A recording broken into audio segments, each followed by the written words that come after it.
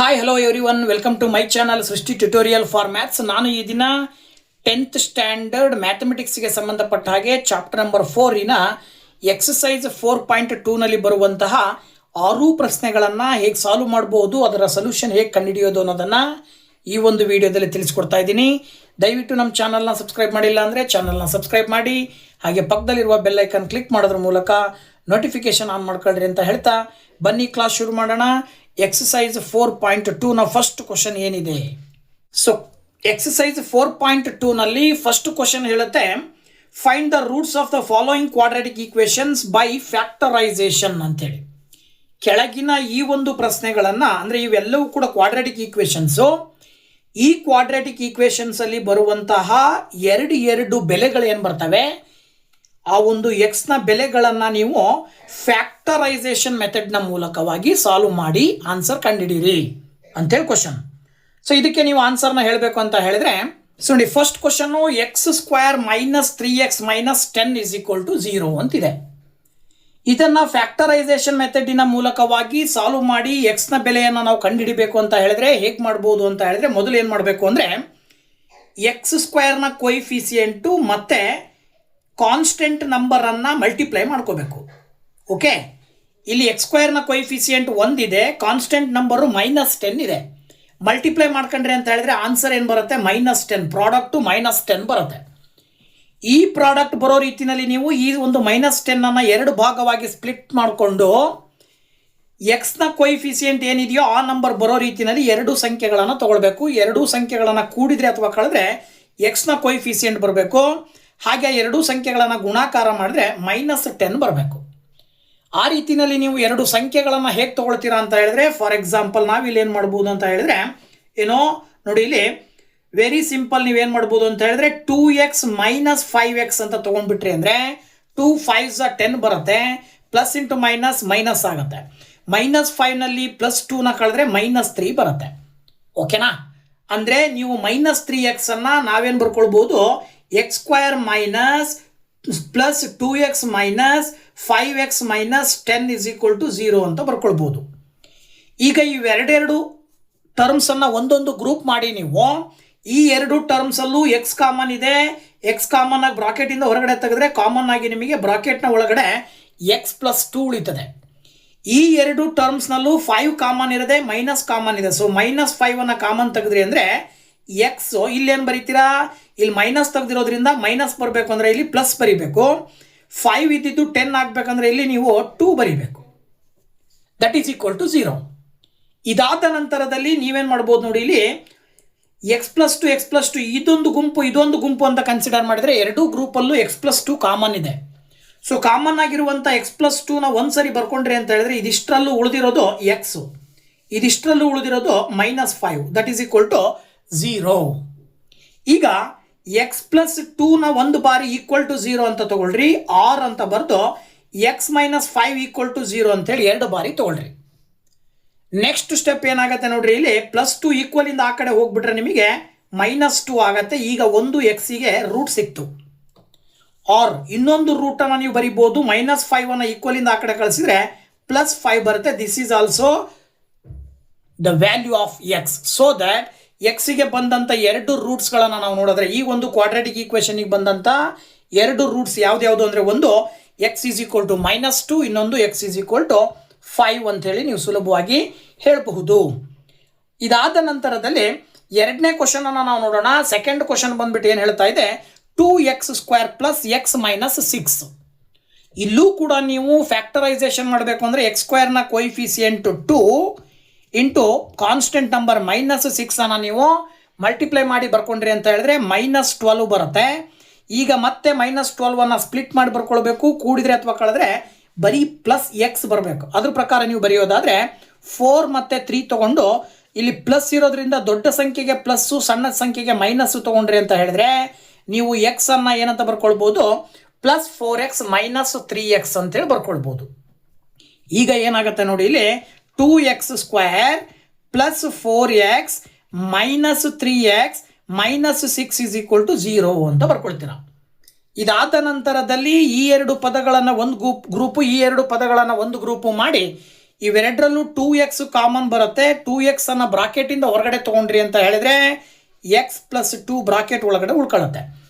ಇವೆರಡರಲ್ಲೂ ಕೂಡ minus common ಇದೆ, ಜೊತೆಗೆ 3 ಕಾಮನ್ ಇದೆ. ಹೊರಗಡೆ ತೊಗೊಂಡ್ರೆ x+2 ಉಳ್ಕೊಳ್ಳುತ್ತೆ, ದಟ್ ಈಸ್ ಈಕ್ವಲ್ ಟು 0 ಅಂತ ಬರಿಬೋದು ನೀವು. ಈಗ ಇದಿಷ್ಟು ಒಂದು ಗ್ರೂಪ್, ಇದಿಷ್ಟು ಒಂದು ಗ್ರೂಪ್ ಅಂತ ತೊಗೊಂಡ್ರೆ ಎರಡೂ ಗ್ರೂಪಲ್ಲೂ ಕೂಡ x+2 ಅನ್ನೋ ಒಂದು ಫ್ಯಾಕ್ಟರ್ ಇದೆ. ಇದಿಷ್ಟರಲ್ಲಿ x+2 ತೊಗೊಂಡ್ರೆ ಅಂದರೆ ಇನ್ನು ಉಳಿದಿರೋದು 2x, ಇಲ್ಲಿ ಉಳಿದಿರೋದು -3. ಇವೆರಡನ್ನು ಒಂದು ಗ್ರೂಪ್ ಮಾಡಿ ಬರ್ಕೊಳ್ತೀರಾ. ಈಗ ಎರಡು ಫ್ಯಾಕ್ಟರ್ ಸಿಗ್ತಾವೆ. ಈಗ ಎರಡೂ ಫ್ಯಾಕ್ಟರ್ಸನ್ನು ನೀವು ಈಕ್ವಲ್ ಟು 0 ಅಂತ ನೀವು ತೊಗೊಂಡ್ರಿ ಅಂತ ಹೇಳಿದ್ರೆ ಆಗ 2x - 3 = 0. +2ನ ಈಕ್ವಲಿಂದ ಆ ಕಡೆ ಕಳಿಸ್ತೀರಾ, -2 ಬರುತ್ತೆ, ಎಕ್ಸ್ನ ಬೆಲೆ ಸಿಕ್ತು. ಅದೇ ರೀತಿಯಲ್ಲಿ ಮತ್ತೆ 2x ಅನ್ನು ಇಟ್ಕೊಂಡು -3ನ ಈಕ್ವಲಿಂದ ಆ ಕಡೆ ಕಳಿಸ್ತೀರಾ, +3 ಬರುತ್ತೆ. 2 ಅನ್ನು ಕೂಡ ಈಕ್ವಲಿಂದ ಆ ಕಡೆ ಕಳಿಸ್ತೀರಾ, 3/2 ಬರುತ್ತೆ. ಇದು ಎಕ್ಸ್ನ ಬೆಲೆ. ಅಂದರೆ ಅಲ್ಲಿಗೆ there are 2 roots of this quadratic equation. They are x = -2, x = 3/2 ಅಂತೇಳಿ ಸುಲಭವಾಗಿ ಹೇಳಬಹುದು. ಇದಾದ ನಂತರದಲ್ಲಿ next third question, √2x² + 7x + 5√2 = 0 ಅಂತ ಕೊಟ್ಟಿದ್ದಾರೆ. ಇದನ್ನು ನೀವು ಹೇಗೆ ಸಾಲ್ವ್ ಮಾಡ್ತೀರಾ ಅಂತಕ್ಕಂಥದ್ದನ್ನು ನಾವು ನೋಡ್ತಾ ಹೋಗೋಣ. ಇಲ್ಲೂ ಕೂಡ ನೀವೇನು ಮಾಡ್ತೀರಾ, ಕಾನ್ಸ್ಟೆಂಟ್ ನಂಬರ್ 5√2 ಇದೆ, ಕೋಯಿಫಿಸಿಯೆಂಟ್ x² ಕೋಯಿಫಿಸಿಯೆಂಟ್ √2 ಇದೆ. ನೋಡಿ ಇಲ್ಲಿ 5√2 × √2 ಮಲ್ಟಿಪ್ಲೈ ಮಾಡಿದ್ರಿ ಅಂದರೆ √2 ರೂಟ್ ಕ್ಯಾನ್ಸಲ್ ಆಗಿ 2 ಮಾತ್ರ ಉಳ್ಕೊಳ್ಳುತ್ತೆ. 5 × 2 ಮಾಡಿಬಿಟ್ರಿ ಅಂತ ಹೇಳಿದ್ರೆ ನಿಮಗೆ 10 ಬರುತ್ತೆ. ಈಗ ನೀವು ಎರಡು ಸಂಖ್ಯೆಗಳನ್ನು ತಗೊಂಡು ಸ್ಪ್ಲಿಟ್ ಮಾಡಿದಾಗ ಅವೆರಡನ್ನ ಗುಣಾಕಾರ ಮಾಡಿದರೆ 10 ಬರಬೇಕು, ಕೂಡಿದ್ರೆ ಅಥವಾ ಕಳೆದ್ರೆ 7 ಬರಬೇಕು. ಆ ರೀತಿಯಲ್ಲಿ ನೀವು ಎರಡು ಸಂಖ್ಯೆಗಳನ್ನು ಯಾವುದನ್ನು ತಗೊಳ್ತೀರಿ ಅಂತ ನೀವು ನೋಡ್ತಾ ಹೋಗೋದಾದ್ರೆ ವೆರಿ ಸಿಂಪಲ್. ನೀವೇನು ಮಾಡ್ಬೋದು ಅಂತ ಹೇಳಿದ್ರೆ 7 ಬರಬೇಕು ಅಂದರೆ 5x ಮತ್ತು 2x ತೊಗೊಂಡ್ರಿ ಅಂದರೆ ಎರಡಕ್ಕೂ ಚಿಹ್ನೆ ಪ್ಲಸ್ ತೊಗೊಂಡ್ರಿ ಅಂದರೆ 5ಕ್ಕೆ 2 ಕೂಡಿದ್ರೆ 7 ಬರುತ್ತೆ. ಹಾಗೆ ಗುಣಾಕಾರ ಮಾಡಿದ್ರೆ 5 × 10 ಮಾಡಿದ್ರೆ 2 ಮಾಡಿದ್ರೆ 10 ಬರುತ್ತೆ. ಸೊ ದಟ್ ನೀವು ಈ ಒಂದು ಎಕ್ಸ್ಪ್ರೆಷನನ್ನು ನೀವೇನಂತ ಬರ್ಕೊಳ್ಬೋದು, √2x² + 5x +2x ತಗೊಳ್ರಿ, ಹಾಗೇನೆ +5x + 5√2 = 0. ಇದನ್ನು ಉಲ್ಟಾ ತಗೊಂಡಿರೋ ಉದ್ದೇಶ ಎರಡೂ ಕಡೆ ನೀವು 2ನ ಕಾಮನ್ ತೆಗಿಬಹುದು ಅನ್ನೋ ಉದ್ದೇಶಕ್ಕೆ ತಗೊಂಡಿದ್ದೀನಿ. ಈಗ ಇಲ್ಲಿ 2x ಇದೆ ಅಂತ ಹೇಳಿದ್ರೆ ಇವೆರಡು ಒಂದು ಗ್ರೂಪ್, ಇವೆರಡು ಗ್ರೂಪ್ ತಗೊಂಡಾಗ ಇಲ್ಲೂ 2 ಇದೆ, ಇಲ್ಲಿ √2 ಇದೆ ಅಂದರೆ ಇದರಲ್ಲಿ 2 √2ಗಳು ಬರ್ತವೆ. ಇಲ್ಲಿ ನೋಡಿರಲ್ವಾ, 2 √2 ಇದ್ದಾಗ ಅದನ್ನು ನಾವು 2 ಅಂತ ಬರಿಬೋದು. ಹಾಗಾಗಿ ಈ 2ನಲ್ಲಿ ಒಂದು √2 ಇದೆ, ಎರಡರಲ್ಲೂ ಒಂದೊಂದು x ಕಾಮನ್ ಆಗಿದೆ. ಸೊ ನೀವು √2x ಅನ್ನು ಕಾಮನ್ ಆಗಿ ತೆಗೆದುಬಿಟ್ರಿ ಅಂದರೆ ಇಲ್ಲಿ x ಉಳಿತದೆ, ಈ ಕಡೆ √2 ಉಳಿತದೆ. ಸೇಮ್ ಆಸ್ ಇಟ್ ಈಸ್ ಇಲ್ಲೂ ಕೂಡ ನೀವು ಏನು ಮಾಡಬೇಕಾಗುತ್ತೆ ಅಂತ ಹೇಳಿದ್ರೆ 5 ಕಾಮನ್ ತೆಗಿತೀರಾ, ಇಲ್ಲಿ x + √2 ಉಳಿತದೆ. ಈಗ ನೀವು ಎರಡೂ ಗ್ರೂಪಲ್ಲೂ ಕೂಡ x + √2 ಕಾಮನ್ ಇದೆ, ಅದನ್ನು ಒಂದು ಫ್ಯಾಕ್ಟರ್ ರೀತಿಯಲ್ಲಿ ಬರ್ಕೊಂಡು ಇನ್ನೊಂದು ಏನು ಉಳಿತು ಅಂದರೆ ಈ ಕಡೆ √2x + 5 = 0 ಅಂತ ತಗೊಳ್ಬೋದು. ನೆಕ್ಸ್ಟು x + √2 = 0 ಅಂತ ಒಂದು ತಗೊಳ್ರಿ, ಆರ್ ಅಂತ ಬರ್ಕೊಂಡು √2x + 5 = 0 ಅಂತ ತಗೊಳ್ರಿ. ಈಗ ಇಲ್ಲಿ ನೀವು √2ನ ಈಕ್ವಲಿಂದ ಆ ಕಡೆ ಕಳಿಸಿದ್ರೆ -√2 ಬರುತ್ತೆ. ಇದು ಎಕ್ಸ್ಗೆ ಒಂದು ಬೆಲೆ ಸಿಕ್ತು. ಎಕ್ಸ್ಗೆ ಇನ್ನೊಂದು ಬೆಲೆ ಬೇಕು ಅಂತ ಹೇಳಿದ್ರೆ ಇಲ್ಲಿ ನೀವು √2x = 5 ಅಂತ ತಗೊಳ್ತೀರಾ, -5 ಆಗುತ್ತೆ. √2 ಅನ್ನು ಕೂಡ ಈಕ್ವಲಿಂದ ಆ ಕಡೆ ಕಳಿಸಿದ್ರೆ -5/√2 ಬರುತ್ತೆ. ಇದನ್ನು ನೀವು ಮತ್ತೊಂದು ಎಕ್ಸ್ನ ಬೆಲೆ ಅಂತ ತಗೊಳ್ತೀರಾ. ಅಲ್ಲಿಗೆ ಎಕ್ಸ್ಗೆ 2 ರೂಟ್ಸ್ ಬಂದವು. ಈ ಒಂದು ಕ್ವಾಡ್ರಾಟಿಕ್ ಈಕ್ವೇಷನ್ಗೆ ಬಂದಂಥ 2 ರೂಟ್ಸ್ ಯಾವ್ದು ಅಂದರೆ x = -√2, x = -5/√2 ಅಂತೇಳಿ ನೀವು ಆನ್ಸರ್ನ ಬರಿತೀರಾ. ಹಾಗೆ ಫೋರ್ತ್ ಕ್ವಶನನ್ನು ನೀವು ನೋಡೋದಾದರೆ ಇಲ್ಲೂ ಕೂಡ 2x² - x + 1/8 = 0 ಅಂತ ಕೊಟ್ಟಿದ್ದಾರೆ. ಈಗ ನೀವು ಸುಲಭವಾಗಿ ಇದನ್ನು ಫ್ಯಾಕ್ಟರೈಸೇಷನ್ ಮಾಡಬೇಕು ಅಂದರೆ ನೀವೇನು ಮಾಡಬೇಕಪ್ಪ ಅಂದರೆ ಇಲ್ಲಿ /8 ಇರೋದ್ರಿಂದ ಇಡೀ ಈಕ್ವೇಷನನ್ನು ನೀವು 8ರಿಂದ ಗುಣಾಕಾರ ಮಾಡ್ಕೊಂಬಿಡ್ರಿ. ಆಗ ಏನಾಗುತ್ತೆ, 2 × 8 ಮಾಡಿದ್ರೆ 16x² ಬರುತ್ತೆ, x × 8 ಮಾಡಿದ್ರೆ 8x ಬರುತ್ತೆ. ಓಕೆನಾ, 8x ಬರುತ್ತೆ, +8 ಕ್ಯಾನ್ಸಲ್ ಆಗಿ 1 ಮಾತ್ರ ಉಳ್ಕೊಳ್ಳುತ್ತೆ. ಈಗ ಇಲ್ಲಿ x² ಕೋಯಿಫಿಸಿಯೆಂಟ್ 16 ಇದೆ, ಕಾನ್ಸ್ಟೆಂಟ್ ನಂಬರ್ 1 ಇದೆ. ಸೊ 16 × 1 ಮಾಡಿಬಿಟ್ರಿ ಅಂದರೆ ನಿಮಗೆ 16 ಬರುತ್ತೆ ನಂಬರು. ಆ 16ಅನ್ನು ನೀವು ಸ್ಪ್ಲಿಟ್ ಮಾಡಿ ಬರ್ಕೊಳ್ಬೇಕಲ್ವಾ. ಎರಡು ಬೆಲೆಗಳನ್ನು ನೀವು ತೊಗೊಂಡ್ರೆ ಗುಣಾಕಾರ ಮಾಡಿದರೆ 16 ಬರಬೇಕು, ಕೂಡಿದ್ರೆ ಅಥವಾ ಕಳೆದ್ರೆ -8 ಬರಬೇಕು. ಆ ತರಹದಲ್ಲಿ ತಗೊಳ್ಳೋದಾದ್ರೆ ನೀವೇನು ಮಾಡ್ಬೋದು ಅಂದರೆ 2ಕ್ಕೂ -4 ತೊಗೊಂಡ್ಬಿಟ್ರೆ ನೀವು -4 -4 ಕೂಡಿದ್ರೆ -8 ಬರುತ್ತೆ. -4 × -4 ಗುಣಾಕಾರ ಮಾಡಿದ್ರೆ +16 ಬರುತ್ತೆ. ಸೊ ಇದರ ಆಧಾರದ ಮೇಲೆ ನೀವು ಇದನ್ನು ಏನಂತ ಬರ್ಕೊಳ್ಬೋದು ಅಂತ ಹೇಳಿದ್ರೆ 16x² -4x -4x + 1 = 0 ಅಂತ ತಗೊಳ್ರಿ. ಇದಾದ ನಂತರದಲ್ಲಿ ಎರಡೆರಡು ಗ್ರೂಪ್ ಮಾಡಿಕೊಂಡು ಎರಡರಲ್ಲೂ ಕಾಮನ್ ಆಗಿರೋದು 4x. ಸೊ 4x ಕಾಮನ್ ತೆಗೆದ್ರೆ ಇಲ್ಲಿ 4x ಉಳಿತದೆ, ಇಲ್ಲಿ -1 ಉಳಿತದೆ. ಸೊ ಇವೆರಡರಲ್ಲೂ ಏನೂ ಕಾಮನ್ ಆಗಿಲ್ಲ. ಸೊ -1 ಕಾಮನ್ ಆಗಿ ಬ್ರಾಕೆಟಿಂದ ಹೊರಗಡೆ ತೊಗೊಂಡ್ರಿ ಅಂದರೆ ಇಲ್ಲಿ 4x -1 ಉಳ್ಕೊಳ್ಳುತ್ತೆ.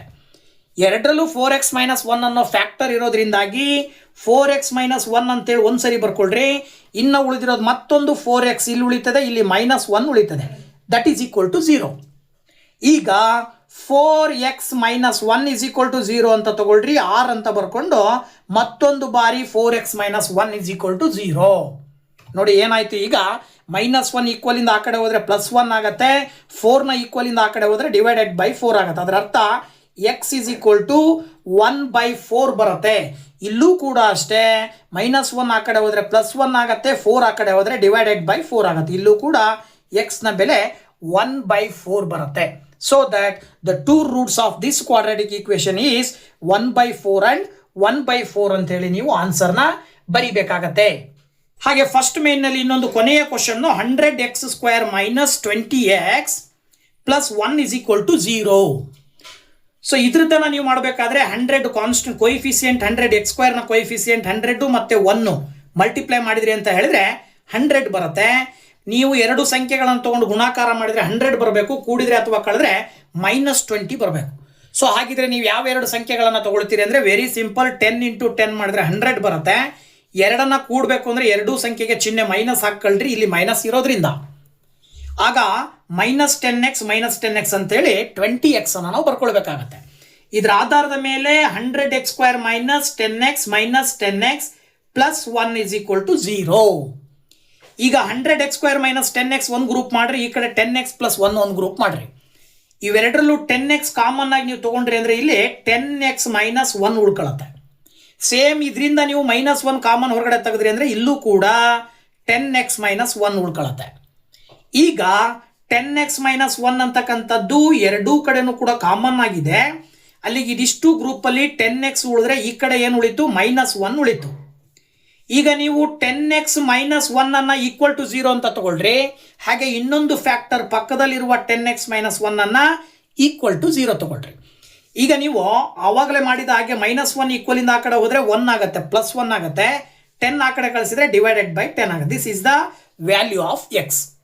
ಅದೇ ರೀತಿ ಇದನ್ನು ಕೂಡ ನೀವು x = -1 ಈಕ್ವಲಿಂದ ಆ ಕಡೆ ಹೋದರೆ 1 ಆಗುತ್ತೆ, 10 ಈಕ್ವಲಿಂದ ಆ ಕಡೆ ಹೋದರೆ /10 ಆಗುತ್ತೆ. This is the value of x. So that the two roots of this quadratic equation is x = 1/10 and x = 1/10. ಎರಡು ರೂಟ್ಸು ಕೂಡ ಸೇಮ್ ಬರ್ತಾ ಇದ್ದಾವೆ. ಸೊ ಇದನ್ನು ನಾವು ಸುಲಭವಾಗಿ ಹೇಳ್ತಾ ಇದ್ದೀವಿ. ನೋಡಿ, ಇದಾದ ನಂತರದಲ್ಲಿ ಸೆಕೆಂಡ್ ಮೇನಲ್ಲಿ ಕೊಟ್ಟಿದ್ದಾರೆ solve the problems given in example 1 ಅಂತೇಳಿ. ಸೊ ಎಕ್ಸಾಂಪಲ್ 1ನಲ್ಲಿ ಕ್ವಶನ್ ಕೊಟ್ಟಿದ್ದಾರೆ, ಆ ಕ್ವಶನ್ಗಳಿಗೆ ನೀವು ಆನ್ಸರ್ನ ಹೇಳಬೇಕು. ಎಕ್ಸಾಂಪಲ್ 1 ಎಲ್ಲಿದೆಯಪ್ಪ ಅಂತ ನೋಡೋದಾದ್ರೆ ನೋಡಿ, ಇಲ್ಲಿ ಎಕ್ಸಾಂಪಲ್ 1ನಲ್ಲಿ represent the following situations in mathematically ಅಂತ ಕೊಟ್ಟಿದ್ರಲ್ವಾ. ಸೊ ಇದಕ್ಕೆ ಸಂಬಂಧಪಟ್ಟಾಗೆ ನೀವು ಕ್ವಾಡ್ರಾಟಿಕ್ ಈಕ್ವೇಷನ್ ಫಾರ್ಮ್ ಮಾಡಿಕೊಂಡು ಅದರ ಬೆಲೆಯನ್ನು ಕಂಡುಹಿಡಿಬೇಕು. ಓಕೆ, ಅದಕ್ಕೆ ಸಂಬಂಧಪಟ್ಟಂಥ ಸೊಲ್ಯೂಷನ್ಗಳನ್ನು ಕೂಡ ಕೆಳಗಡೆ ಕೊಟ್ಟಿದ್ದಾರೆ. ಸೊ ನೋಡ್ತಾ ಹೋದರೆ John and Jeevanti together have 45 marbles. Both of them lost 5 marbles each and the product of the number of marbles they now have is 124. We would like to find out how many marbles they had to start with ಅಂತ ಕೊಟ್ಟಿದ್ದಾರೆ. ಅಂದರೆ John ಮತ್ತು ಜೀವಂತಿ ಇಬ್ಬರ ಹತ್ರನೂ ಕೂಡ marbles total 45 marbles ಇದ್ದಾವೆ. ಹಾಗೆಯೇ ನಂತರದಲ್ಲಿ ಏನು ಮಾಡ್ತಾರೆ ಅವರು, both of them lost 5 marbles, ಇಬ್ಬರು 5 ಮಾರ್ಬಲ್ಸನ್ನು ಕಳ್ಕೊಳ್ತಾರೆ. ಕಳ್ಕೊಂಡ ನಂತರದಲ್ಲಿ product of the number of marbles they now have is 124. ಕಳ್ಕೊಂಡ ನಂತರದಲ್ಲಿ ಅವರೊಬ್ಬರ ಇಬ್ಬರ ಹತ್ರ ಇರುವಂಥ ಮಾರ್ಬಲ್ಸ್ಗಳ ಗುಣಲಬ್ಧವನ್ನು ಮಾಡಿದರೆ ಎಷ್ಟು ಬರುತ್ತೆ, 124 ಬರುತ್ತೆ. ಹಾಗಿದ ಮೇಲೆ ಇಬ್ಬರ ಹತ್ರ ಇರುವ ಮಾರ್ಬಲ್ಸ್ಗಳ ಸಂಖ್ಯೆ ಎಷ್ಟು ಅನ್ನೋದನ್ನು ಕ್ವಶನ್ ಕೇಳಿದ್ದಾರೆ. ಇದಕ್ಕೆ ಸಂಬಂಧಪಟ್ಟ ಹಾಗೆ ನಾವು ಆನ್ಸರ್ನ ಹೇಗೆ ಹೇಳ್ಬೋದು ಅಂತ ನೋಡಿದರೆ ನೋಡಿ, ಇಲ್ಲಿ let the number of marbles with John ಹತ್ರ ಇರುವಂಥ ಮಾರ್ಬಲ್ಸ್ಗಳ ಸಂಖ್ಯೆಯನ್ನು ನಾವು x ಅಂತ ತಗೊಂಡ್ರೆ ಆಮೇಲೆ number of marbles with Jeevanti ಹತ್ರ ಎಷ್ಟಿರುತ್ತೆ ಅಂತ ನೋಡಿದರೆ ಇಬ್ಬರ ಹತ್ರನೂ ಸೇರಿ 45 ಅಂತ ಕೊಟ್ಟಿದ್ದಾರೆ. ಅದರಲ್ಲಿ ಜಾನ್ ಹತ್ರ ಎಕ್ಸ್ ಅಂತ ಇತ್ತೆ ಅಂದರೆ ಇವನ ಹತ್ರ 45ರಲ್ಲಿ ಎಕ್ಸ್ ಕಳೆದಾಗ ಎಷ್ಟು ಉಳಿದಿರುತ್ತೋ ಅಷ್ಟು ಜೀವಂತಿ ಹತ್ರ ಇರುತ್ತೆ ಮಾರ್ಬಲ್ಸ್. ಓಕೆನಾ? ಇದರ ಆಧಾರದ ಮೇಲೆ ಕ್ವಶನ್ ಹೇಳುವ ಪ್ರಕಾರ ಇವ್ರು ಏನಾದರೂ ಸಪೋಸ್ ಇಬ್ಬರು ಕೂಡ 5 ಮಾರ್ಬಲ್ಸನ್ನು ಕಳ್ಕೊಂಡ್ರು ಅಂದರೆ ಅಂತ ಕೊಟ್ಟಿದ್ದಾರೆ. ಅದರ ಪ್ರಕಾರ ಎಕ್ಸ್ ಇದೇನಾಗತ್ತೆ ಅವಾಗ ಎಕ್ಸ್ -5 ಆಗುತ್ತೆ. ಇದು ಯಾರ್ದಿದು? Number of marbles with John. ಅದೇ ಜೀವಂತಿದು ಏನಾಗುತ್ತೆ 45 - 5 ಮಾಡಿದಾಗ ಎಷ್ಟಾಗುತ್ತೆ ಅಂದರೆ 40 - ಎಕ್ಸ್ ಉಳ್ಕೊಳ್ಳುತ್ತೆ. ಇದನ್ನು ಗುಣಾಕಾರ ಮಾಡಿದರೆ ಏನು ಬರುತ್ತೆ? ಆನ್ಸರು 124 ಅಂತ ಕೊಟ್ಟಿದ್ದಾರೆ. ಅದ್ರ ಪ್ರಕಾರ ನಾವೇನು ತೊಗೊಳ್ಬೋದು ಇಲ್ಲಿ ಅಂತ ಹೇಳಿದ್ರೆ x - 5 into 40 - x is equal to 124 ಅಂತ ತೊಗೊಳ್ಬೋದು. ಇದಾದ ನಂತರದಲ್ಲಿ ನೀವು x ಇಂಟು 40 ಮಾಡಿದ್ರೆ 40x ಬರುತ್ತೆ. ಹಾಗೆಯೇ -x ಇಂಟು x ಮಾಡಿದ್ರೆ x² ಬರುತ್ತೆ. -5 ಇಂಟು 40 ಮಾಡಿದ್ರೆ ನಿಮಗೆ ಎಷ್ಟು ಬರುತ್ತೆ ಅಂದರೆ 200 ಬರುತ್ತೆ. Minus into minus plus 5 into x ಮಾಡಿದ್ರೆ 5x that is equal to 124. ಈಗ ನೀವು ಇದನ್ನು ಸಿಂಪ್ಲಿಫೈ ಮಾಡ್ತಾ ಹೋದಾಗ ಮೊದಲಿಗೆ -x² ಅನ್ನು ನಾವು ಬರೀಬೇಕಾಗತ್ತೆ. ಯಾಕೆ ಅಂತ ಹೇಳಿದ್ರೆ ಕ್ವಾಡ್ರಾಟಿಕ್ ಈಕ್ವೇಷನಿನ ಸ್ಟ್ಯಾಂಡರ್ಡ್ ಫಾರ್ಮಲ್ಲಿ ಬರ್ಕೊಳ್ಬೇಕು. ಆಗ -x² ಬರೆದು 40xಗೆ 5x ಅನ್ನು ಕೂಡಿದ್ರೆ ನಿಮಗೆ 45x ಬರುತ್ತೆ. ಈ 124 ಈ ಕಡೆ ಬಂದರೆ -124 ಆಗುತ್ತೆ. ಈಗ ಇಲ್ಲಿ ಆಲ್ರೆಡಿ -200 ಇರೋದ್ರಿಂದ -200ಗೆ -124 ಅನ್ನು ನೀವು ಆಡ್ ಮಾಡ್ತೀರಾಗ -324 ಬರುತ್ತೆ. That is equal to 0. So ಇದಕ್ಕೆ x² ಮೈನಸ್ ಇರೋದ್ರಿಂದ ಇಡೀ ಒಂದು ಈಕ್ವೇಷನ್ನ ನೀವು ಮೈನಸ್ಸಿಂದ ಡಿವೈಡ್ ಮಾಡಿದರೆ ಅಥವಾ ಮೈನಸ್ಸಿಂದ ಮಲ್ಟಿಪ್ಲೈ ಮಾಡಿದ್ರೆ ಇಲ್ಲಿ ಸೈನ್ ಎಲ್ಲವೂ ಕೂಡ ಚೇಂಜ್ ಆಗ್ತವೆ. x² -45x plus 324 is equal to 0. ಈಗ ಇದು ಒಂದು ಕ್ವಾಡ್ರಾಟಿಕ್ ಈಕ್ವೇಷನ್ ಫಾರ್ಮಿಗೆ ಬಂತು. ಈ ಕ್ವಾಡ್ರಾಟಿಕ್ ಈಕ್ವೇಷನ್ನ ನೀವು ಫ್ಯಾಕ್ಟರೈಸ್ ಮಾಡಿ ಎಕ್ಸ್ನ ಬೆಲೆಯನ್ನು ಕಂಡುಹಿಡಿಬೇಕು. ಅದ್ರ ಪ್ರಕಾರ ನೀವು 324 ತಗೊಳ್ಬೇಕಾಗತ್ತೆ. 1 ಇಂಟು 324 ಮಾಡಿದ್ರೆ 324 ಬರುತ್ತೆ. ಎರಡು ಸಂಖ್ಯೆ ತೊಗೊಂಡು ಗುಣಾಕಾರ ಮಾಡಿದ್ರೆ 324 ಬರಬೇಕು. ಆ ಎರಡೂ ಸಂಖ್ಯೆಗಳನ್ನು ಕೂಡಿದ್ರೆ ಅಥವಾ ಕಳೆದ್ರೆ -45 ಬರಬೇಕು.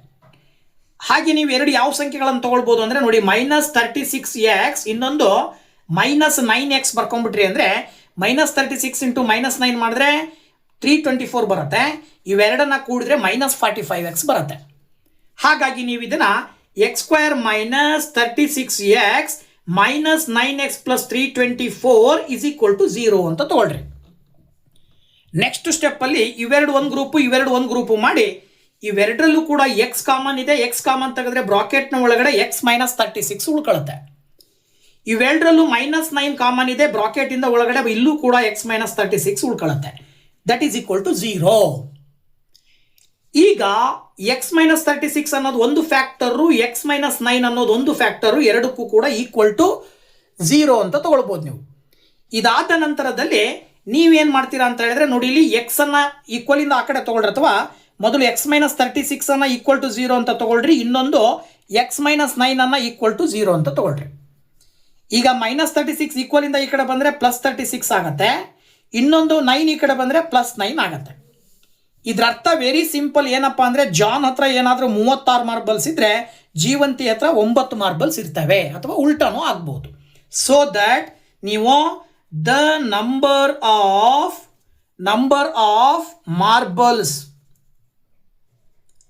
ಮಾರ್ಬಲ್ಸ್ ವಿತ್ ಜಾನ್ ಅಂತ ಬರೀತೀರಾ. ಓಕೆ, ಮಾರ್ಬಲ್ಸ್ ವಿತ್ ಜಾನ್ ಅನ್ನ ನೀವೇನಂತ ಬರೀಬೇಕಾಗತ್ತೆ, ಎಕ್ಸ್ ಅಂತ ನೀವು 36 ತೊಗೊಂಡ್ರಿ ಅಂದರೆ ಅದೇ ರೀತಿ number of marbles with Jeevanti ಅಂತ ಬರೆದ್ಬಿಟ್ಟು ಜೀವಂತಿ ಹತ್ರ ಇರುವಂಥ ಮಾರ್ಬಲ್ಸ್ಗಳ ಸಂಖ್ಯೆ 9.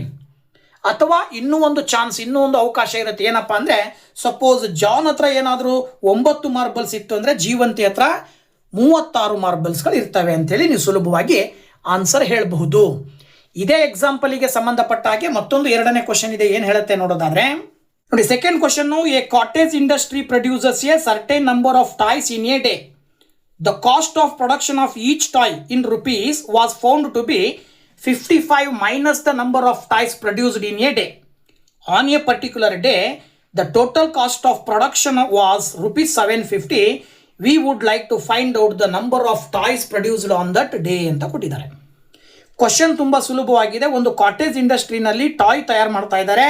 ಆ ಟಾಯ್ನ ತಯಾರು ಮಾಡಬೇಕಾದಾಗ ಆ್ಯಕ್ಚುಯಲ್ ಆಗಿ ಅಲ್ಲಿ ಏನಾಗುತ್ತೆ ನೋಡಿ, ಇಲ್ಲಿ the cost of production of each toy, ಪ್ರತಿಯೊಂದು ಟಾಯ್ನ ಒಂದು ಪ್ರೊಡಕ್ಷನ್ ಮಾಡಲಿಕ್ಕೆ ಎಷ್ಟು ಕಾಸ್ಟ್ ಖರ್ಚಾಗುತ್ತೆ ಅಂದರೆ ಅದು ಏನಾಗಿರುತ್ತೆ ಅಂದರೆ 55 minus the number of toys produced in a day. ಒಂದು ದಿನದಲ್ಲಿ ಎಷ್ಟು ಟಾಯ್ಗಳನ್ನು ತಯಾರು ಮಾಡ್ತಾರೋ ಅದಕ್ಕಿಂತ 55 ಕಡಿಮೆ ಇರುತ್ತೆ ಒಂದು ಟಾಯ್ನ ಬೆಲೆ. ಹಾಗಿದ್ಮೇಲೆ ಆ ಒಂದು ದಿನದಲ್ಲಿ ಒಟ್ಟು ಕಾಸ್ಟ್ ಪ್ರೊಡಕ್ಷನ್ ಅಂದರೆ ಇಡೀ ಎಲ್ಲ ಟಾಯ್ಸ್ಗಳನ್ನು ತಯಾರು ಮಾಡಲಿಕ್ಕೆ ಸುಮಾರು 750 ರೂಪಾಯಿ ಖರ್ಚಾಗುತ್ತೆ ಅಂದಮೇಲೆ ಒಂದು ಟಾಯ್ ತಯಾರು ಮಾಡಲಿಕ್ಕೆ ಎಷ್ಟು ಹಣ ಬೇಕು ಅನ್ನೋದು ಕ್ವಶನ್. ಸೊ ಈ ಕ್ವಶನ್ಗೆ ನೀವು ಆನ್ಸರ್ ಹೇಳಬೇಕಾಗತ್ತೆ. ಹೇಗೆ ಅಂದರೆ, ಸೊ ನಾವು ಕಂಡುಹಿಡಿಬೇಕಾಗಿರೋದು ಪ್ರತಿಯೊಂದು ಟಾಯ್ನ ಬೆಲೆ ಆಗಿರೋದ್ರಿಂದ ನೀವು ಆ್ಯಕ್ಚುಯಲ್ ಆಗಿ ನಾವೇನು ತೊಗೊಳ್ಬೇಕು ಅಂತ ಹೇಳಿದ್ರೆ, let the number of toys, ನಾವು ನಂಬರ್ ಆಫ್ ಟಾಯ್ಸ್ ಗೊತ್ತಿಲ್ಲ ನಮಗೆ, ಹಾಗಾಗಿ ಒಂದು ದಿನದಲ್ಲಿ ತಯಾರು ಮಾಡುವ ಟಾಯ್ಸ್ಗಳ ಸಂಖ್ಯೆಯನ್ನು ಎಕ್ಸ್ ಅಂತ ತಗೊಳ್ಳೋಣ. ಇದರ ಆಧಾರದ ಮೇಲೆ cost of production each day, ಪ್ರತಿ ದಿನದಲ್ಲಿ ಒಂದು ಟಾಯ್ ತಯಾರು ಮಾಡಲಿಕ್ಕೆ ಖರ್ಚಾಗುವಂಥದ್ದು ಹಣ ಎಷ್ಟು ಅಂತ ಕೊಟ್ಟಿದ್ದಾರೆ ಅಂತ ಹೇಳಿದರೆ, ಒಂದು ದಿನದಲ್ಲಿ ಪ್ರೊಡಕ್ಷನ್ ಆಗುವಂತಹ ಟಾಯ್ಗಳಿಗಿಂತ 55 ಕಡಿಮೆ ಅಂತ ಕೊಟ್ಟಿದ್ದಾರೆ. ಅದರ ಆಧಾರದ ಮೇಲೆ ನೀವು ಇದನ್ನು ಎಕ್ಸ್ ಮೈನಸ್ 55 ಅಂತ ತಗೊಳ್ಬೋದು. ಓಕೆ, ಅಲ್ಲಿಗೆ total cost of production on that day ಅಂದರೆ ಅವತ್ತಿನ ದಿನ ಖರ್ಚು ಟಾಯ್ ತಯಾರು ಮಾಡಲಿಕ್ಕೆ ಖರ್ಚಾಗಿರುವ ಒಟ್ಟು ಹಣ 750 ರೂಪಾಯಿ. ಹಾಗಿದ್ರೆ ಅವತ್ತು ಟಾಯನ್ನು ತಯಾರು ಮಾಡಲಿಕ್ಕೆ ಒಟ್ಟು ಪ್ರೊಡಕ್ಷನ್ ಆಗಿರ್ತಕ್ಕಂಥ ಟಾಯ್ಗಳ ಸಂಖ್ಯೆಯನ್ನು ನಾವು ಎಕ್ಸ್ ಅಂತ ತಗೊಂಡ್ರೆ, ಸೊ ಅಲ್ಲಿ ಅವಾಗ ಏನಾಗುತ್ತೆ ಅಂತ ಹೇಳಿದ್ರೆ ನಾವೇನು ತಗೊಳ್ಬೋದು ಇಲ್ಲಿ ಅಂತ ಹೇಳಿದ್ರೆ ಎಕ್ಸ್ ಇಂಟು, ಸೊ ಇದು ಆ್ಯಕ್ಚುಲಿ 55 ಮೈನಸ್ ಎಕ್ಸ್ ಅಂತ ತಗೊಳ್ಬೇಕು. ಅದು cost of production of each ಟಾಯ್ನ ಬೆಲೆ ಆಗಿರುತ್ತೆ. ಇದರ ಆಧಾರದ ಮೇಲೆ ನೀವು x into 55 minus x is equal to 750 ಅಂತ ತಗೊಂಡ್ರಿ ಅಂತ ಹೇಳಿದ್ರೆ, ಮುಂದಿನ ಹಂತದಲ್ಲಿ ಎಕ್ಸ್ ಇಂಟು 55 ಮಾಡಿದ್ರೆ 55 ಎಕ್ಸ್ ಆಗುತ್ತೆ, ಮೈನಸ್ ಎಕ್ಸ್ ಇಂಟು ಎಕ್ಸ್ ಮಾಡಿದ್ರೆ ಎಕ್ಸ್ ಸ್ಕ್ವೇರ್ ಬರುತ್ತೆ. ಇದನ್ನ ಈ ಕಡೆ ತೊಗೊಂಬಂದ್ರೆ ಮೈನಸ್ 750 ಆಗುತ್ತೆ, that is equal to 0. Okay, ಈಗ ನೀವು ಇದಕ್ಕೆ ಎಕ್ಸ್ ಸ್ಕ್ವೇರ್ಗೆ ಮೈನಸ್ ಚಿಹ್ನೆ ಇರೋದ್ರಿಂದ ಇಡೀ ಈಕ್ವೇಶನ್ ಅನ್ನು ನೀವು ಡಿವೈಡೆಡ್ ಬೈ ಮೈನಸ್ ಮಾಡಿದ್ರಿ ಅಂತ ಹೇಳಿದ್ರೆ ಎಕ್ಸ್ ಸ್ಕ್ವೇರ್ಗೆ ಮೈನಸ್ ಇದ್ದಿದ್ದು ಪ್ಲಸ್ ಆಗುತ್ತೆ, ಸೊ ದಟ್ ಎಕ್ಸ್ ಸ್ಕ್ವೇರ್ ಅಂತ ತಗೊಳ್ತೀರಾ, ಮೈನಸ್ 55 ಎಕ್ಸ್ ಆಗುತ್ತೆ, ಇದು ಪ್ಲಸ್ 750 ಆಗುತ್ತೆ, ದಟ್ ಈಸ್ ಈಕ್ವಲ್ ಟು 0. ಈಗ ನೀವು 750 ತಗೊಂಡು ಎಕ್ಸ್ ಸ್ಕ್ವೇರ್ನ ಕೊಯಿಫಿಸಿಯೆಂಟ್ 1 ಇರೋದ್ರಿಂದ 1 ಇಂಟು 750 ಮಾಡಿದ್ರೆ 750 ಬರುತ್ತೆ. ನೀವು ಎರಡು ಸಂಖ್ಯೆಗಳನ್ನು ತಗೊಂಡು ಗುಣಾಕಾರ ಮಾಡಿದ್ರೆ 750 ಬರಬೇಕು, ಕೂಡಿದ್ರೆ ಅಥವಾ ಕಳೆದ್ರೆ ಮೈನಸ್ 55 ಬರಬೇಕು. ಹಾಗೆ ನೀವು ತಗೊಳ್ಳೋದಾದ್ರೆ ನೀವು ಮೈನಸ್ 25 ಎಕ್ಸ್ ಮತ್ತು ಮೈನಸ್ 30 ಎಕ್ಸ್ ತಗೊಂಡ್ರೆ ಎರಡನ್ನ ಕೂಡಿದ್ರೆ ಮೈನಸ್ 55 ಆಗುತ್ತೆ, ಎರಡನ್ನ ಮಲ್ಟಿಪ್ಲೈ ಮಾಡಿದ್ರೆ 750 ಆಗುತ್ತೆ. ಸೊ ದಟ್ ಈಗ ನೀವು x square minus 25x minus 30x plus 750 is equal to 0 ಅಂತ ತಗೊಳ್ಬೋದು. ಇವೆರಡು ಒಂದು ಗ್ರೂಪ್, ಇವೆರಡು ಒಂದು ಗ್ರೂಪ್ ಮಾಡಿದ್ರೆ ಎರಡರಲ್ಲೂ ಕೂಡ ಎಕ್ಸ್ ಕಾಮನ್ ತೆಗೆದ್ರೆ ಎಕ್ಸ್ ಮೈನಸ್ 25 ಬರುತ್ತೆ. ಇವೆರಡರಲ್ಲೂ ಕೂಡ ಮೈನಸ್ 30 ಕಾಮನ್ ತೆಗೆದ್ರೆ ಇಲ್ಲೂ ಕೂಡ ಎಕ್ಸ್ ಮೈನಸ್ 25 ಬರುತ್ತೆ, that is equal to 0. Very simple. ಇವೆರಡರಲ್ಲೂ ಕೂಡ ಎಕ್ಸ್ ಮೈನಸ್ 25 ಅನ್ನೋ ಫ್ಯಾಕ್ಟರ್ನ ಹೊರಗಡೆ ತಗೊಂಡ್ರೆ ಇಲ್ಲಿ ಎಕ್ಸು, ಇಲ್ಲಿ ಮೈನಸ್ 30 ಉಳಿತು. ಈಗ x minus 25 is equal to 0 ತಗೊಳ್ರಿ, or x minus 30 is equal to 0 ತಗೊಂಡ್ರೆ ಎಕ್ಸ್ ಇಸ್ ಈಕ್ವಲ್ ಟು 25 ಬರುತ್ತೆ, or x is equal to 30 ಬರುತ್ತೆ. ಇಲ್ಲಿ ವೆರಿ ಸಿಂಪಲ್ಲು. ನೀವು ಅವ್ರು ಹೇಳಿರುವ ಪ್ರಕಾರ ಸಪೋಸ್ ಒಂದು ಪ್ರೊಡಕ್ಷನ್ ಆಫ್ ಟಾಯ್ಸ್ ಅನ್ನು, ನಂಬರ್ ಆಫ್ ಟಾಯ್ಸ್ ಅನ್ನು ನಾವು ಎಕ್ಸ್ ಅಂತ ತಗೊಂಡಿರೋದ್ರಿಂದ, ಸೊ ನೀವು ಎಕ್ಸ್ ಅನ್ನು ನೀವು 25 ಅಂತ ತಗೊಂಡ್ರಿ ಅಂತ ಹೇಳಿದ್ರೆ ಅಲ್ಲಿಗೆ ಒಂದು ಟಾಯ್ನ ಕಾಸ್ಟ್ ಎಷ್ಟು ಅಂತ ಕೇಳಿದಾರೆ. ಅಲ್ಲಿ 55ರಲ್ಲಿ ಎಕ್ಸ್ ಅನ್ನ ಕಳೆದ್ಬಿಟ್ರಿ ಅಂತ ಹೇಳಿದ್ರೆ ನಿಮಗೆ 30 ಬರುತ್ತೆ. ಅದರ ಅರ್ಥ ಏನು ಅಂತ ಹೇಳಿದ್ರೆ ಏನು ಬರೀಬೇಕು ನೀವು ಇಲ್ಲಿ, cost of each toy, cost of each toy is equal to ಎಷ್ಟು, 30 rupees. Cost of each toy is equal to 30 rupees ಬರೀಬಹುದು. ನಂಬರ್ ಆಫ್ ಟಾಯ್ಸ್ ಅನ್ನ ನೀವು ಏನಂತ ಬರೀಬಹುದು ಅಂತ ಹೇಳಿದ್ರೆ, number of toys is equal to 25 ಅಂತ ಬರೀಬಹುದು. ಸೊ ಇದು ಉಲ್ಟಾನೂ ಆಗೋ ಸಾಧ್ಯತೆ ಇರುತ್ತೆ. ನಂಬರ್ ಆಫ್ ಟಾಯ್ಸ್ ಅನ್ನೇ 30 ತಗೊಂಡ್ರಿ ಅಂದ್ರೆ ಕಾಸ್ಟ್ ಏನಾಗುತ್ತೆ ಅವಾಗ 25 ರೂಪೀಸ್ ಆಗುತ್ತೆ. ಓಕೆನಾ? ಅದೇ ರೀತಿಯಲ್ಲಿ ನೆಕ್ಸ್ಟ್ ಥರ್ಡ್ ಕ್ವಶನ್ ತುಂಬಾ ಸಿಂಪಲ್ ಆಗಿರ್ತಕ್ಕಂಥದ್ದು. Find 2 numbers whose sum is 27 and product is 182 ಅಂತ ಕೊಟ್ಟಿದ್ದಾರೆ. ಯಾವುದೇ ಎರಡು ಸಂಖ್ಯೆಗಳನ್ನು ತಗೊಂಡು ಆ ಎರಡು ಸಂಖ್ಯೆಗಳ ಮೊತ್ತ 27 ಮತ್ತು ಆ ಎರಡು ಸಂಖ್ಯೆಗಳನ್ನು ಗುಣಾಕಾರ ಮಾಡಿದ್ರೆ 182 ಬರಬೇಕು. ಆ ರೀತಿಯ ಎರಡು ಸಂಖ್ಯೆಗಳನ್ನು ನೀವು ಕಂಡು ಹಿಡಿಯಿರಿ ಅಂತ ಕೊಟ್ಟಿದ್ದಾರೆ. ಇದಕ್ಕೆ ನೀವು ಆನ್ಸರ್ ಹೇಗೆ ಬರಿಬೋದು ನೋಡ್ತಾ ಹೋಗೋಣ. ಓಕೆ, ಇಲ್ಲಿ ನಾವು ಎರಡು ಸಂಖ್ಯೆಗಳನ್ನು ಕಂಡುಹಿಡಿಯಬೇಕಾಗಿರೋದ್ರಿಂದಾಗಿ ಅದರಲ್ಲಿ ಒಂದು ಸಂಖ್ಯೆಯನ್ನು ಎಕ್ಸ್ ಅಂತ ತಗೊಂಡ್ರೆ ಇನ್ನೊಂದು ಸಂಖ್ಯೆ ಏನಾಗುತ್ತೆ ಅಂದರೆ ಎರಡು ಸಂಖ್ಯೆಗಳ ಮೊತ್ತ 27 ಕೊಟ್ಟಿರೋದ್ರಿಂದ ನೀವು ಇನ್ನೊಂದು ಸಂಖ್ಯೆಯನ್ನು ನಾವು 27 ಮೈನಸ್ ಎಕ್ಸ್ ಅಂತ ತಗೊಳ್ಬೇಕಾಗತ್ತೆ. ಈಗ ನೀವು ಪ್ರಾಡಕ್ಟ್ ಆಫ್ ಟೂ ನಂಬರ್ಸನ್ನು ಅವ್ರು ಕೊಟ್ಟಿದ್ದಾರೆ. ಎಷ್ಟು? 182 ಅಂತ ಕೊಟ್ಟಿದ್ದಾರೆ. ಸೊ ಈಗ ಪ್ರಾಡಕ್ಟ್ ಆಫ್ ಟೂ ನಂಬರ್ಸ್ ಅಂದರೆ ನೀವೇನು ತೊಗೊಳ್ಬೇಕು? X into 27 minus x is equal to 182 ಅಂತ ತೊಗೊಳ್ತೀರಾ. ಎಕ್ಸ್ ಇಂದ 27x ಅನ್ನು ಮಲ್ಟಿಪ್ಲೈ ಮಾಡ್ತೀರಾ, ನಿಮಗೆ ಏನು ಬರುತ್ತೆ ಅಂತ ನೋಡಿದರೆ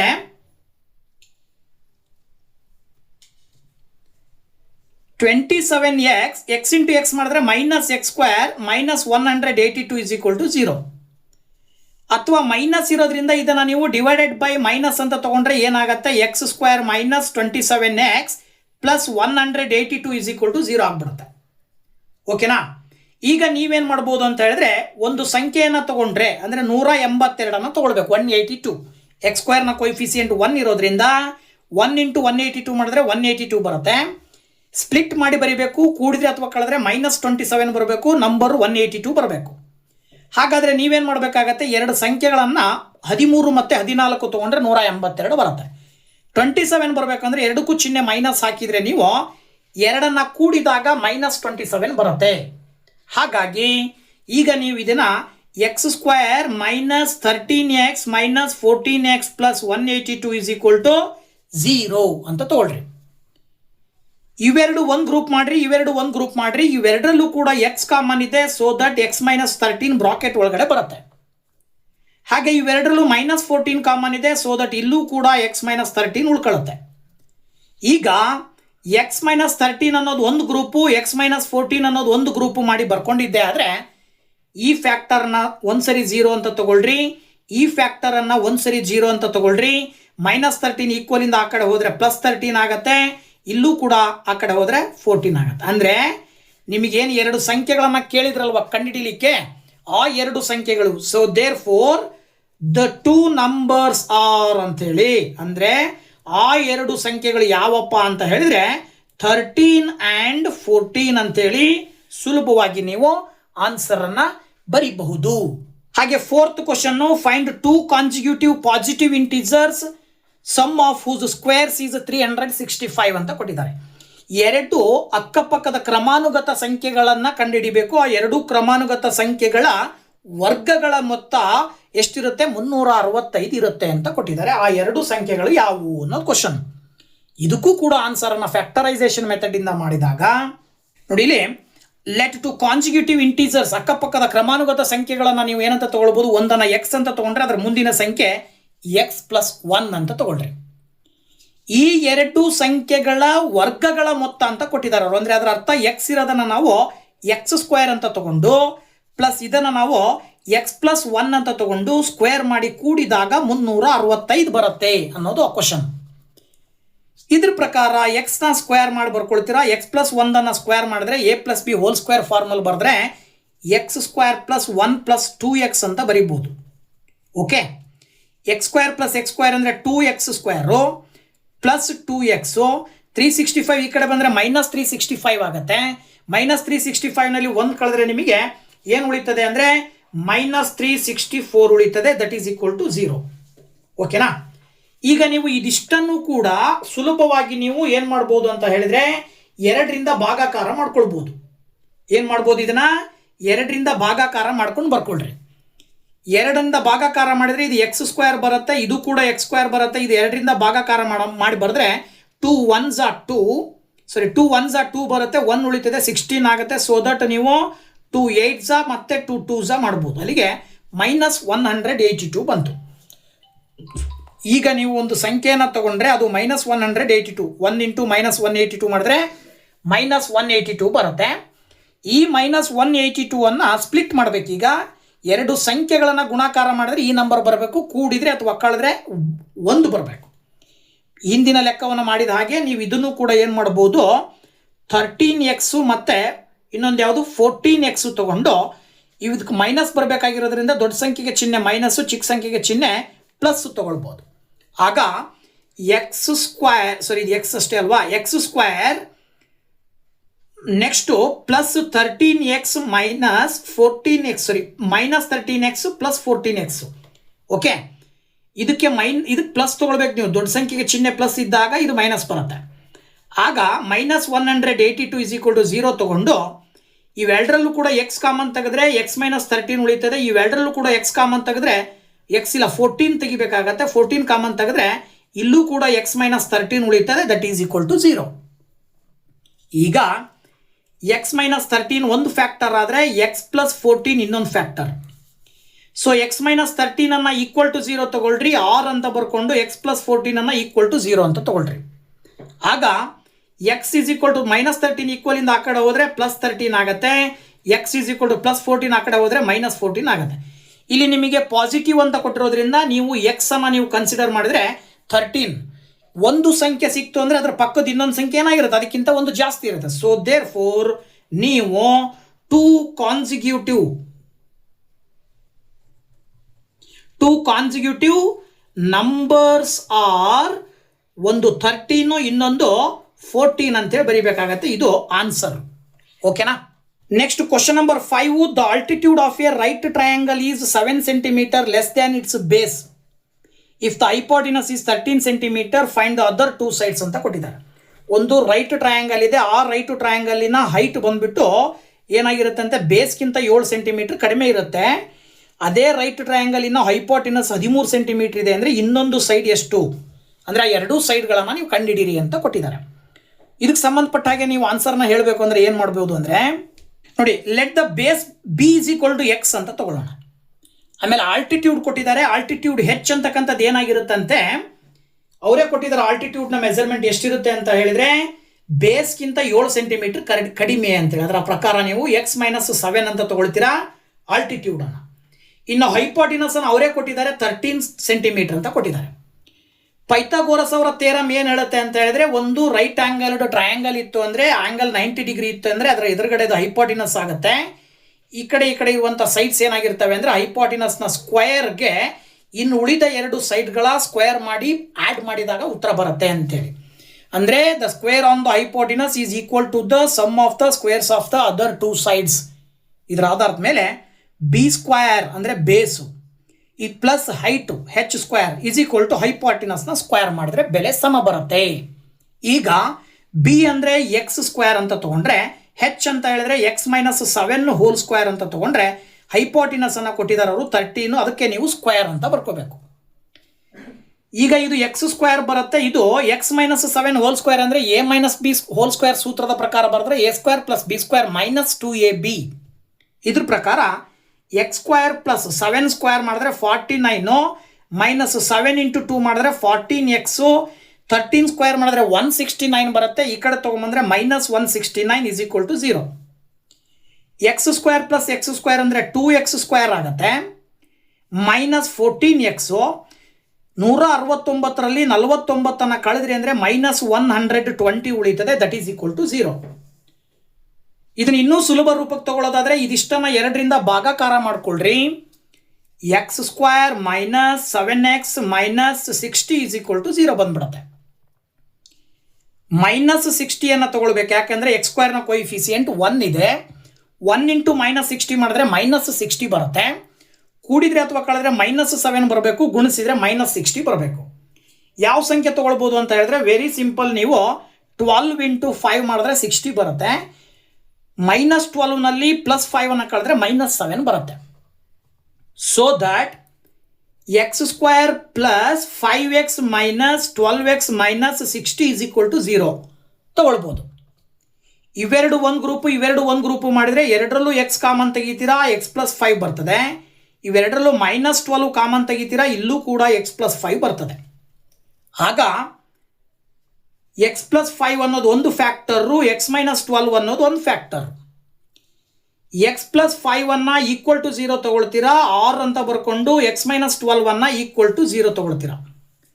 ಮುಂದಿನ ಹಂತದಲ್ಲಿ ಏನಾಗುತ್ತೆ ಅಂದರೆ x is equal to plus 5 ಆ ಕಡೆ ಹೋಗೋದ್ರಿಂದ ಮೈನಸ್ 5 ಬರೀತೀರಾ, ಮೈನಸ್ 12 ಆ ಕಡೆ ಕಳಿಸಿದ್ರೆ ಎಕ್ಸ್ ಈಸ್ ಈಕ್ವಲ್ ಟು 12 ಬರುತ್ತೆ. ಸೊ ಪಾಸಿಟಿವ್ ನಂಬರನ್ನು ನಾವು ಯಾವಾಗಲೂ ಕೂಡ ಆಯ್ಕೆ ಮಾಡಬೇಕಾಗತ್ತೆ. ಹಾಗಾಗಿ ಎಕ್ಸ್ ಅಂದರೆ ಬೇಸ್ ತೊಗೊಂಡಿದ್ದೀರಾ ನೀವು, base is equal to x ಅಂತ ತೊಗೊಂಡಿದ್ದೀರಾ, that is equal to 12 centimetre. ಇನ್ನೊಂದು ಸೈಡ್ ಯಾವುದು ಅಂದರೆ ಆಲ್ಟಿಟ್ಯೂಡು. ಸೊ ಆಲ್ಟಿಟ್ಯೂಡನ್ನು ನೀವೇನಂತ ತೊಗೊಂಡಿದ್ದೀರಾ, ಎಕ್ಸ್ ಮೈನಸ್ 7 ಅಂತ ತೊಗೊಂಡಿದ್ದೀರಾ. ಅದ್ರ ಪ್ರಕಾರವಾಗಿ 12 ಮೈನಸ್ 7 ಮಾಡಿದ್ರಿ ಅಂತ ಹೇಳಿದ್ರೆ ನಿಮಗೆ 12ರಲ್ಲಿ 7 ಕಳೆದಾಗ 5 ಸೆಂಟಿಮೀಟರ್ ಬರುತ್ತೆ. ಸೊ ಆ ಎರಡೂ ಸೈಡ್ಗಳನ್ನು ಕಂಡುಹಿಡಿಯಿರಿ ಅಂತ ಕೇಳಿದ್ದಾರೆ. ಒಂದು ಸೈಡು 12 ಸೆಂಟಿಮೀಟರ್, ಇನ್ನೊಂದು ಸೈಡು 5 ಸೆಂಟಿಮೀಟರ್. ಸೊ ಈ ಎಕ್ಸಸೈಸಿನ ಕೊನೆಯ question, A cottage industry producers A certain number of pottery articles in a day. It was observed on a particular day that the cost of production of each article was 3 more than twice the number of articles produced on that day. If the total cost of production on that day was rupees 90, find the number of articles produced and the cost of each article ಅಂತ ಕೊಟ್ಟಿದ್ದಾರೆ.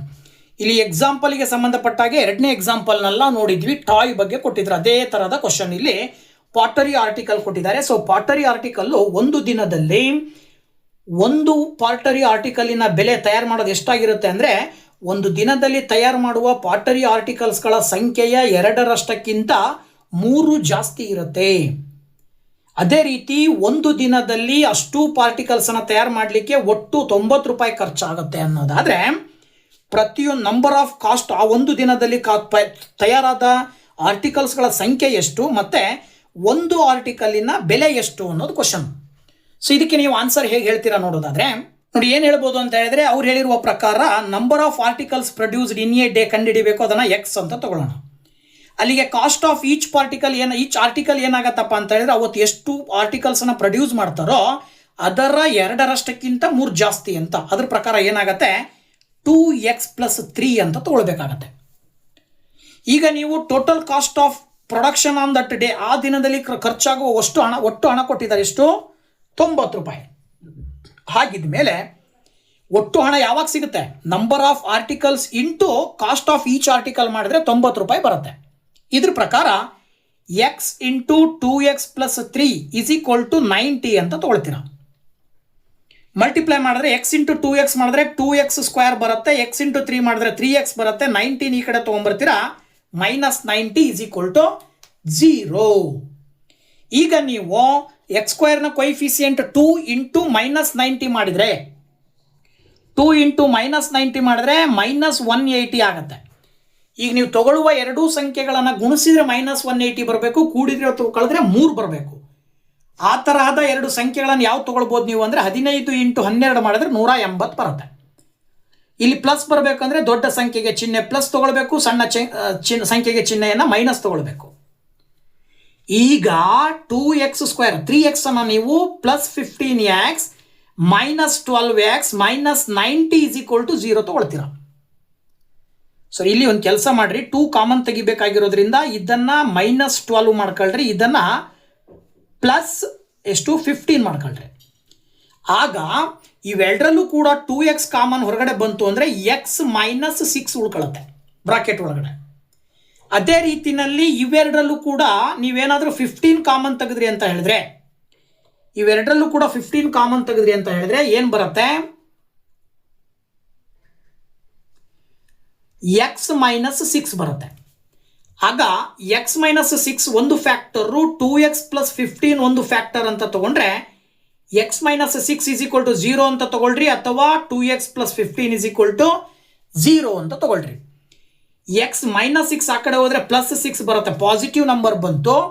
ಈ ಕಡೆದಕ್ಕೆ ಏನು ಬರುತ್ತೆ ಅಂದರೆ x = 15 ಆ ಕಡೆ ಹೋದರೆ -15, 2 ಈ ಕಡೆ ಬಂದರೆ /2. ಇಲ್ಲಿ ನೆಗೆಟಿವ್ ನಂಬರ್ ಬಂದಿರೋದ್ರಿಂದ ಇದನ್ನು ನೀವು ಕನ್ಸಿಡರ್ ಮಾಡಬೇಡಿ. ಇದ್ರ ಪ್ರಕಾರವಾಗಿ ನಂಬರ್ ಆಫ್ ಆರ್ಟಿಕಲ್ಸ್ ಅನ್ನು ನೀವು therefore number of articles produced in a day ಎಷ್ಟಪ್ಪ ಅಂತ ಹೇಳಿದ್ರೆ 6. ನಿಮಗೆ ಇನ್ನೊಂದು ಕಂಡುಹಿಡಿಯಕ್ಕೆ ಕೇಳಿದರೆ ಕಾಸ್ಟ್ ಆಫ್ ಈಚ್ ಪಾರ್ಟಿಕಲ್ ಕೇಳಿದಾರೆ ತಾನೆ ಅವರು. So that caste of each particle ಅನ್ನ ನಾವೇನಂತ ತಗೊಂಡಿದ್ದೀವಿ ಅಂದರೆ 2x+3 ಅಂತ ತಗೊಂಡಿದ್ದೀವಿ. ಸೊ ದಟ್ ಈಸ್ = 2x+3 ಅಂತ ಅಂದರೆ 2 × 6+3, 2 × 6+3 ಅಂದರೆ 12+3 ಮಾಡಿದ್ರೆ ನಿಮಗೆ 15 ಬರುತ್ತೆ. ಪ್ರತಿಯೊಂದು ಆರ್ಟಿಕಲ್ ಅಲ್ವಾ, ಪಾರ್ಟಿಕಲ್ ಅಲ್ಲ article, cost of each article = 15 rupees ಬರುತ್ತೆ. Number of articles produced in a day ಬಂದ್ಬಿಟ್ಟು 6 ಬರುತ್ತೆ. ಓಕೆನಾ? ಸೊ ಈ ಒಂದು ವಿಡಿಯೋದಲ್ಲಿ ಎಕ್ಸಸೈಸ್ 4.2 ಕ್ವಾಡ್ರಾಟಿಕ್ ಈಕ್ವೇಷನ್ ಚಾಪ್ಟರ್ಗೆ ಸಂಬಂಧಪಟ್ಟ ಹಾಗೆ ಎಲ್ಲ ಕ್ವಶನ್ಸನ್ನು ಕಂಪ್ಲೀಟಾಗಿ ಸೊಲ್ಯೂಷನನ್ನು ನಿಮಗೆ ತಿಳಿಸ್ಕೊಟ್ಟಿದ್ದೀನಿ. ಹೇಗೆ ಸಾಲ್ವ್ ಮಾಡ್ಬೋದು ಅಂತಕ್ಕಂಥದ್ದನ್ನು ವಿಶ್ಲೇಷಣೆಯ ಸಮೇತ ನಿಮ್ಮ ಜೊತೆ ಹಂಚ್ಕೊಂಡಿದ್ದೀನಿ. ಸೊ ವಿಡಿಯೋ ಇಷ್ಟ ಆದರೆ ಲೈಕ್ ಮಾಡಿ, ಶೇರ್ ಮಾಡಿ, ಹಾಗೆ ಕಮೆಂಟ್ ಮಾಡಿ ಅಂತ ಹೇಳ್ತಾ ನೆಕ್ಸ್ಟ್ ಎಕ್ಸಸೈಸ್ನೊಂದಿಗೆ ನೆಕ್ಸ್ಟ್ ವಿಡಿಯೋದಲ್ಲಿ ಬರ್ತೀನಿ. ಅಲ್ಲಿ ತನಕ ವೆಯ್ಟ್ ಮಾಡ್ತಾ ಇರಿ ಅಂತ ಹೇಳ್ತಾ once again thank you very much. Bye bye.